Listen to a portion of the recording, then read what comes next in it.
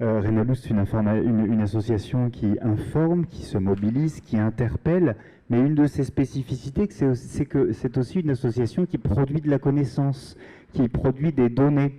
Et pour en parler, Christian Baudelot, vous allez commenter une grande enquête qu'a menée Renalou sur les espoirs, les difficultés, les attentes des malades. À vous la parole pour la commenter. Ça marche ici. Bon, alors effectivement, on a fait à nouveau une enquête parce qu'on en fait beaucoup. Et cette enquête avait pour objet de connaître aujourd'hui l'état d'esprit des patients atteints de maladies rénales, quels sont leurs souhaits, leurs attentes, leurs espoirs pour les années qui viennent, quelles sont les difficultés majeures qu'ils rencontrent, de quoi se plaignent-elles, que veulent-elles, et qu'attendent-elles de Renalou pour les années qui viennent. Alors on a eu beaucoup de réponses, on a eu plus de 1500 réponses, et surtout très riches et abondantes ont été les réponses aux questions ouvertes, dont je vous parlerai tout à l'heure au fil du questionnaire. Et on compte 3663 réponses ouvertes, enfin, sur des sujets très variés, qui sont des témoignages précieux. Alors, comparé aux enquêtes précédentes adressées par Renalou aux patients, cette enquête frappe par la netteté, la vigueur avec laquelle certains dysfonctionnements sont notés. Alors, il y a des choses qui marchent très bien, mais il y a des choses qui ne marchent pas du tout bien. Et il y a des cas de maltraitance qui sont clairement signalés. Beaucoup de dialysés déplorent, c'est la première fois qu'on voit ça dans des enquêtes, que le souci de rentabilité économique des centres arrive à nuire à la qualité des traitements. Ils sont aussi très nombreux à de moins en moins bien supporter les fortes contraintes de la dialyse. Les réactions entre patients et néphrologues ne sont pas toujours simples non plus. Certaines sont excellentes, d'autres le sont moins. Et vous le verrez, il y a des mots qui sont très durs qui sont dits. Alors, première diapositive. Ah non, voilà. Première diapositive, voilà le truc.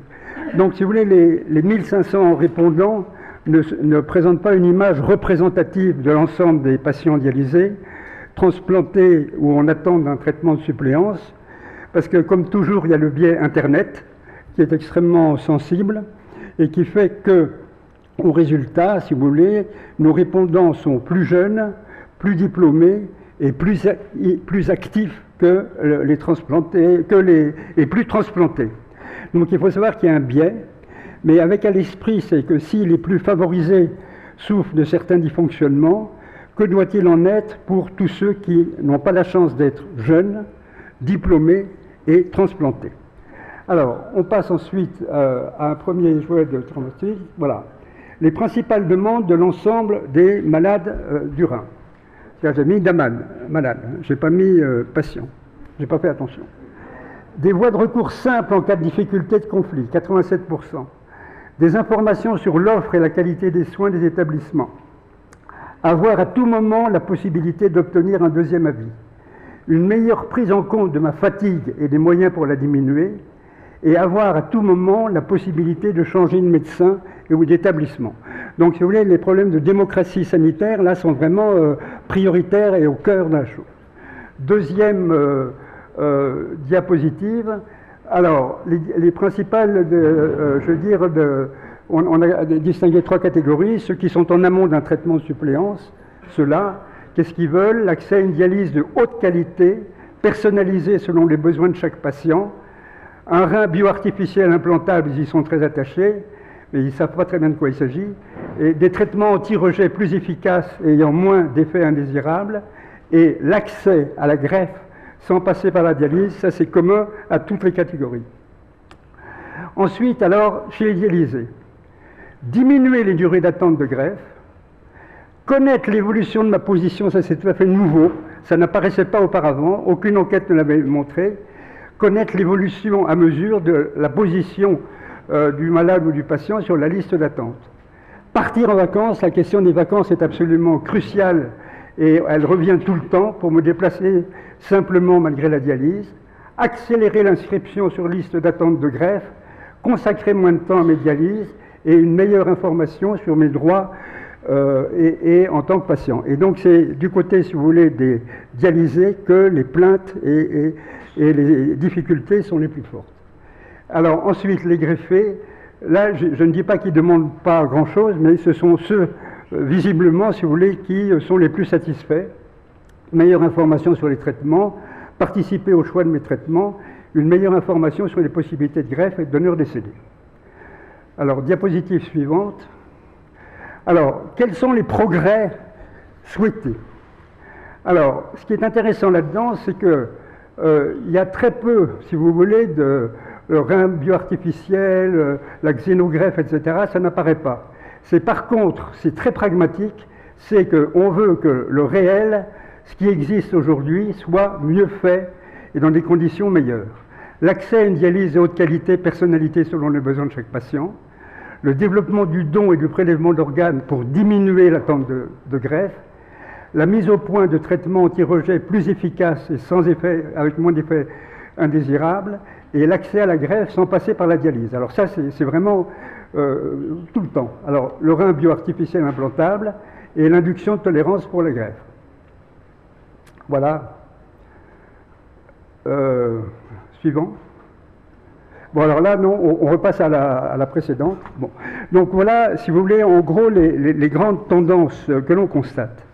Mais comme je vous le disais tout à l'heure, l'un des éléments les plus précieux et les plus riches de cette enquête, ce sont les propos et les phrases qui, je veux dire, ont été écrites par les patients. Alors, je vais vous citer à dessein les phrases des gens les plus mécontents. Ça ne veut pas dire qu'il n'y ait pas des gens contents, et certains l'ont dit. Mais je veux dire, il y en a vraiment qui sont extrêmement satisfaits de tout, contents du traitement, contents de leurs équipes, etc. Et ça, il faut le souligner. Enfin, je veux dire, c'est pas du tout catastrophique à ce moment-là. Mais il existe aussi, je veux dire, des gens qui se plaignent de choses graves. Et ceux-là, si vous voulez, je leur donne la parole. Alors, au point de vue des rubriques, l'une des plus sensibles, c'est les relations avec les néphrologues. J'aimerais surtout voir mon néphrologue en tête-à-tête et non pas avec tous les autres dialysés et un peu plus longtemps. En fait, on ne la voit que pour le renouvellement d'ordonnance et ça ne sert absolument à rien. Et puis le bonjour, le secret médical, en fait, on ne peut rien lui dire de perso et en 10 minutes, je n'appelle pas ça une consultation. Le néphrologue de mon centre, une clinique, ne réveille pas les patients quand ils ont le malheur de dormir. Donc pour être sûr de voir le médecin, il faut rester éveillé. Être mieux écouté par les soignants est le problème numéro 1. La parole du patient non seulement ne vaut rien, mais nous ne sommes ni écoutés, ni entendus, et c'est grave. Et donc les principes de la loi Kouchner sont bafoués, je ne dis pas d'une manière générale, mais dans un très grand nombre de cas. Énorme effort à faire du côté des soignants. Psychologie des médecins égale souvent 0. Mieux nous entourer psychologiquement, mieux donner des solutions pour continuer à vivre et à travailler. Le but n'est pas juste de survivre. Face au corps médical, nous les malades, nous sommes invisibles. Nos commentaires sont inaudibles. L'approche, le contact avec les médecins est très compliqué et finalement fatigant pour le malade, aboutissant à un renoncement de demande de conseil. Bon, alors ça c'est quelque chose de très important, on le retrouve dans toutes les catégories et je veux dire, s'il n'est pas majoritaire, enfin je veux dire, il existe de manière forte. Alors, beaucoup de choses sur la greffe préemptive. L'accès à la greffe sans passer par la dialyse est à mon sens le plus important qui soit. Bon, si on nous avait parlé du don du vivant avant que j'arrive en dialyse en janvier 2016, mon épouse aurait commencé le parcours du don du vivant et j'aurais été greffé plus tôt. Cela m'aurait évité 1 an et demi de dialyse et de calvaire. L'accès à la greffe sans passer par la dialyse. J'avais un donneur 2 ans avant d'être dialysé. Je l'ai précisé à chaque visite. Et à 2 mois de la dialyse, début des tests de compatibilité du donneur et des miens, foutage de gueule, et ce n'est pas la faute d'avoir réclamé ces examens, c'est à se demander si on ne fait pas ça sciemment pour retarder, pour remplir le centre de dialyse. Bon. Alors, autre point très important, le déficit de soutien psychologique. L'accompagnement psychologique ne devrait pas être une option. Il devrait être systématique dès lors qu'on apprend la maladie. Transplanté, j'aimerais avoir un suivi psychologique qui soit inclus dans mon parcours de greffe, etc. Énorme effort à faire du côté des soignants, mais mieux nous entourer psychologiquement, etc. Bon. Alors ça, c'est les points vraiment extrêmement importants. Il y a aussi la question du rapport au travail et comment concilier une activité professionnelle avec un traitement dialysé ou greffé. Pouvoir dialyser le soir pour continuer de travailler et vivre dignement, à Annecy, nous n'avons plus de dialyse de soir. Pas mal de personnes sont greffées et qui ne travaillent pas et qui sont en couple avec un seul salaire parce que le conjoint travaille ou la conjointe et se trouve dans une précarité extraordinaire et surtout les assistantes sociales sont dans l'incapacité de faire quelque chose à la MPDP. Alors, il y a des difficultés propres aux dialysés. Exemple de maltraitance. J'étais inscrit sur liste d'attente pour une greffe. Mon nom a été sélectionné. Et le médecin qui m'a appelé pour me demander de venir pour me faire greffer m'a posé la question « Ça fait combien de temps que je suis dialysé ?» J'ai répondu « Je ne suis pas dialysé ». Elle a décidé donc que le rein ne sera pas pour moi. Je trouve ça injuste de devoir passer par la dialyse pour se faire greffer. Les dialysés subissent une forme de maltraitance pendant la séance, suppression du petit déjeuner, qui est vitale, car la dialyse ouvre l'appétit pendant l'épuration et surtout les déshydratations. Un autre thème très très important chez les dialysés, c'est la difficulté de partir en vacances. Trouver un centre de dialyse en vacances s'avère de plus en plus difficile à cause de la pénurie des soignants. Cette année, par exemple, je suis domicilié à Marseille durant l'année. Je pars en vacances dans le Champsaur, au-dessus de Gap. Le centre de Gap ne prend jamais de vacanciers. D'habitude, je suis accepté sur le site du Sisteron, à 75 km de mon lieu de vacances. Cette année, ce sera à Manosque, à 125 km de mon lieu de vacances. Alors, du côté, alors c'est vraiment les dialysés, chez les dialysés que se concentre, si vous voulez, le plus grand nombre de difficultés, d'obstacles, tels que j'ai décrités. Chez les greffés, il y a une demande énorme, c'est une coordination plus forte entre tous les spécialistes et de toutes les analyses. Une meilleure organisation médicale, j'en ne peux plus d'avoir 2 à 3 rendez-vous par mois avec différents spécialistes depuis 10 ans. Je voudrais juste qu'on me laisse tranquille. OK pour faire des analyses régulières, mais franchement, étaler tous les rendez-vous de contrôle de tout et de rien tout au long de l'année, c'est horrible. Nous faire tout en 2 ou 3 jours par an et que l'hôpital comprenne tous les rendez-vous pendant 2 ou 3 jours. Bon, ça c'est quelque chose, etc. Quant aux demandes de la... en ce qui concerne les personnes qui sont en amont d'un traitement de suppléance, c'est très simple, l'espoir de ne jamais avoir besoin ni de la dialyse ni de la greffe. Bon. On passe à la chose suivante, où on demandait, alors c'est un nuage de mots, où on demandait, pour vous, Rénalou, c'est quoi? Bon. Alors, si on regarde, et la police des caractères, si vous voulez, elle est proportionnelle à la fréquence où le mot est cité. Alors, il y a information, en gros, si vous voulez, si on distingue ce que les patients, enfin, le Rénalou est quoi pour les patients, qu'est-ce que Rénalou pour les patients? En gros, il y a 3 fonctions. Il y en a une qui est dominante, c'est l'information. Alors, vous avez information, communication, actualité, connaissance, info, singulier au pluriel, témoignage, renseignement. La deuxième fonction, c'est soutien. Soutien, aide, écoute, réconfort, accompagnement, espoir, solidarité, conseil, partage, échange. Ça, c'est la deuxième fonction.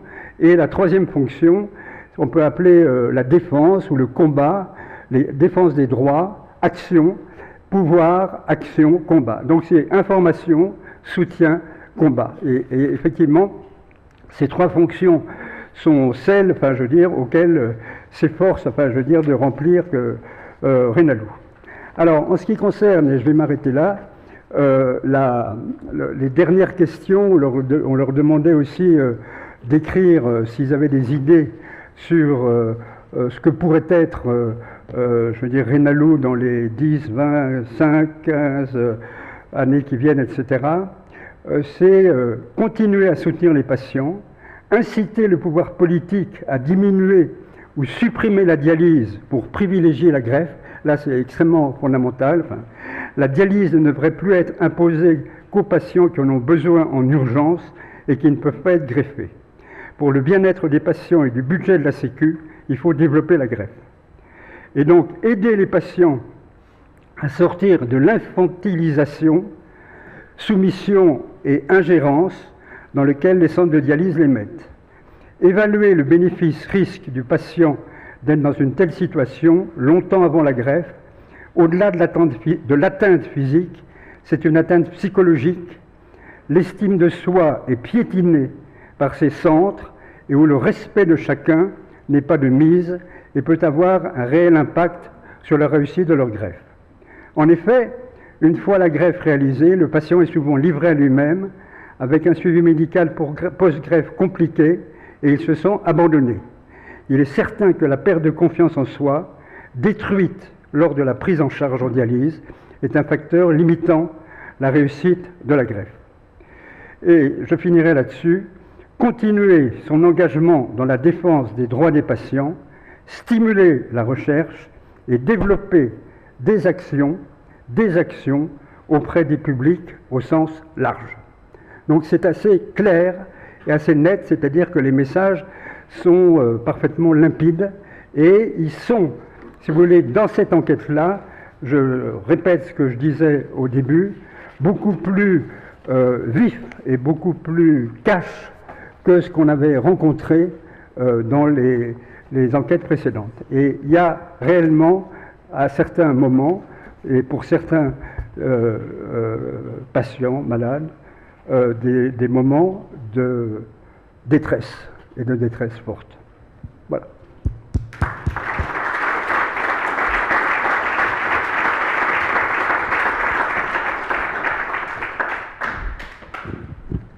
Merci beaucoup, Christian Baudelot, parce que à travers cette restitution, il y a les chiffres, et puis il y a aussi les mots qui expriment avec force le vécu, l'expérience, la perspective des malades, et ça dit beaucoup.